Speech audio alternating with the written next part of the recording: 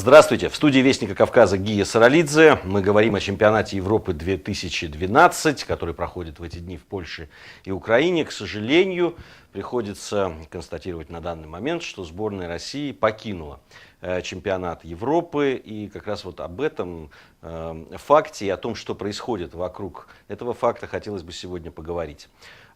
Еще раз убеждаюсь, уже давно следя за футболом и за большими турнирами, что каждый раз, буквально каждый раз, когда наша сборная принимает участие в каком-нибудь большом футбольном форуме, вначале болельщики и люди околофутбольные переживают большой подъем эмоциональный, а потом начинается травля футболистов, тренеров и так далее за неудовлетворительный результат.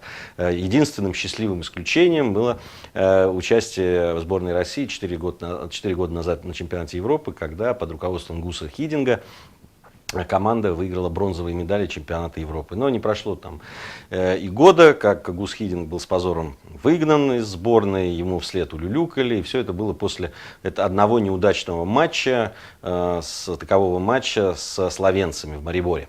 На мой взгляд, это была большая ошибка. Гус Хидинг сделал то, что не удавалось ни одному из главных тренеров сборной России. Он сумел сделать коллектив, который поверил в свои силы, который играл в очень привлекательный, зрелищный, такой праздничный, что ли, футбол.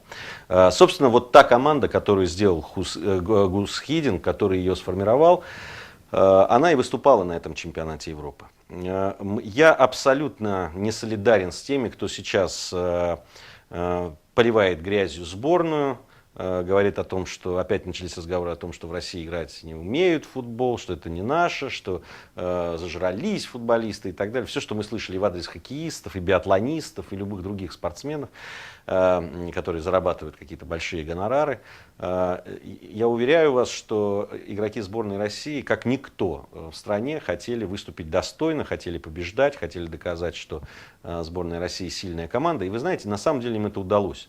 Вот сторонние наблюдатели, я почитал внимательно иностранную прессу, в один голос заявили о том, что сборная России не заслуживала, конечно же, поражений ни от греков, ни ничьи с Польшей.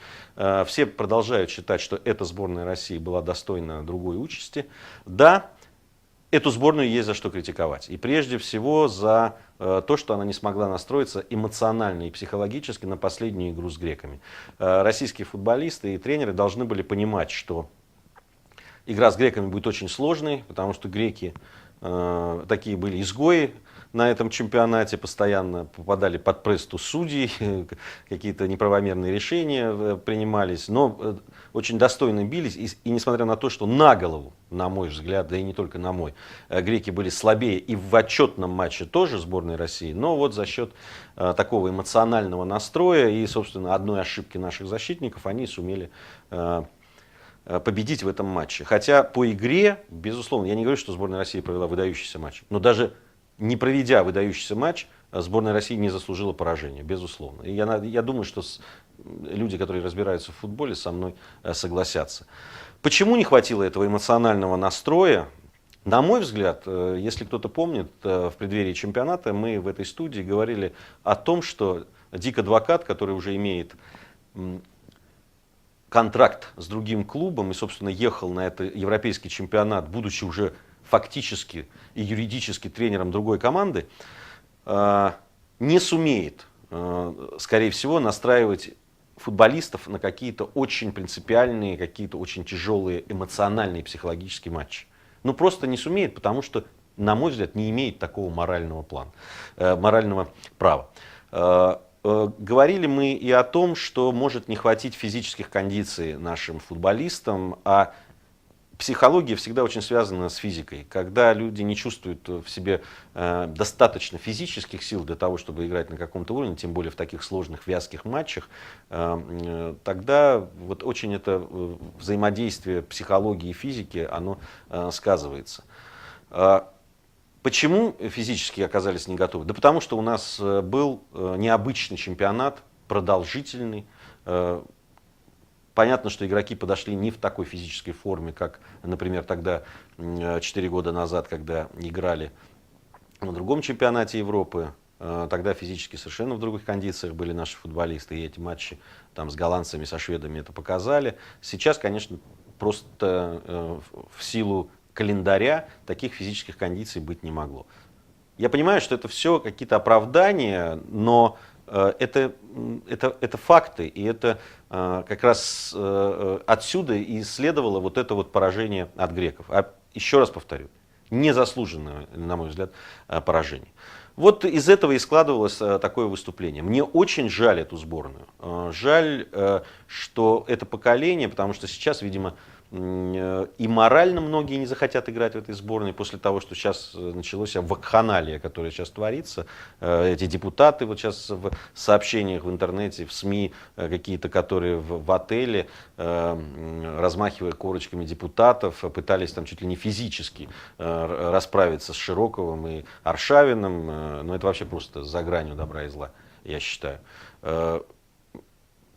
Команда может проиграть, команда может выиграть, команду можно критиковать. Нельзя ее людей унижать, оскорблять и переходить там на личности и оскорблять просто людей, человеческое достоинство. Я считаю, что это недостойно никого, ни болельщиков, ни депутатов, ни кого угодно.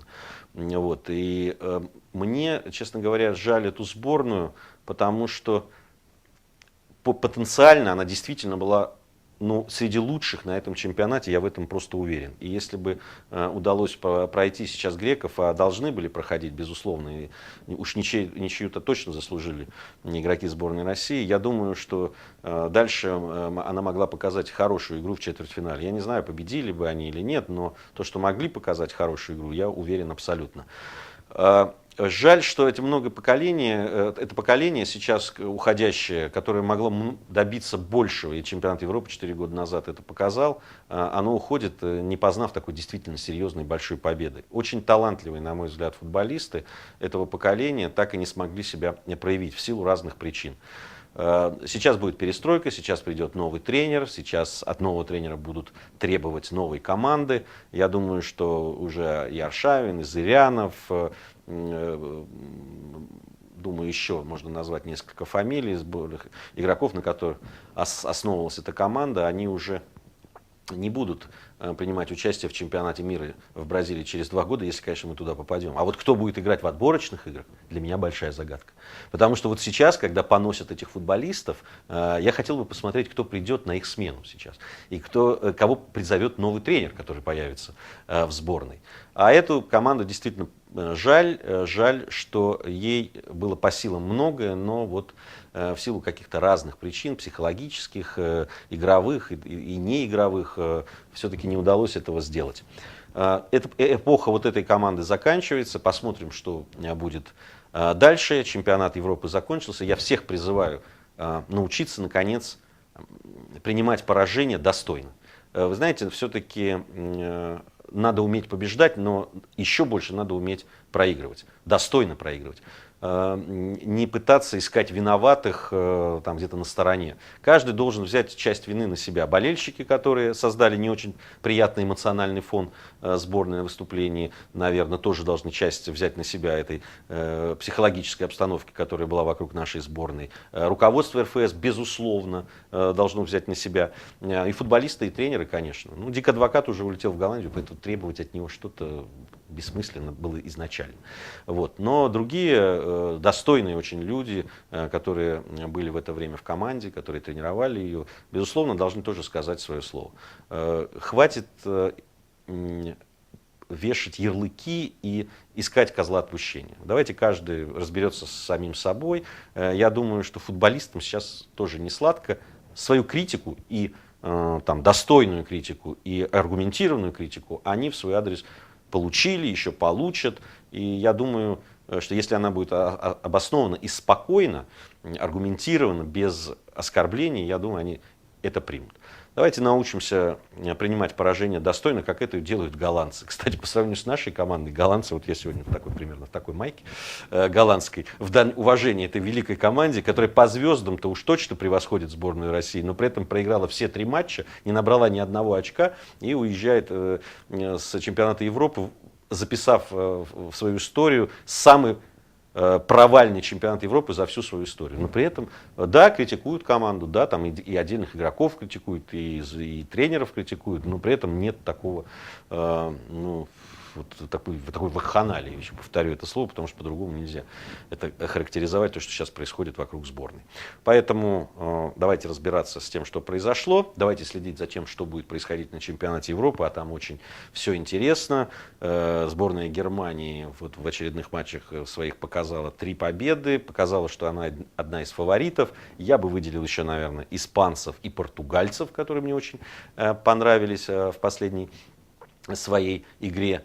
Думаю, что вот эти команды должны показать еще хороший футбол, не списывая со счетов и всех остальных. Вот. Так что давайте следить за чемпионатом Европы, а скоро уже новый сезон, нам будет о чем поговорить. Спасибо большое и до встречи на Вестнике Кавказа.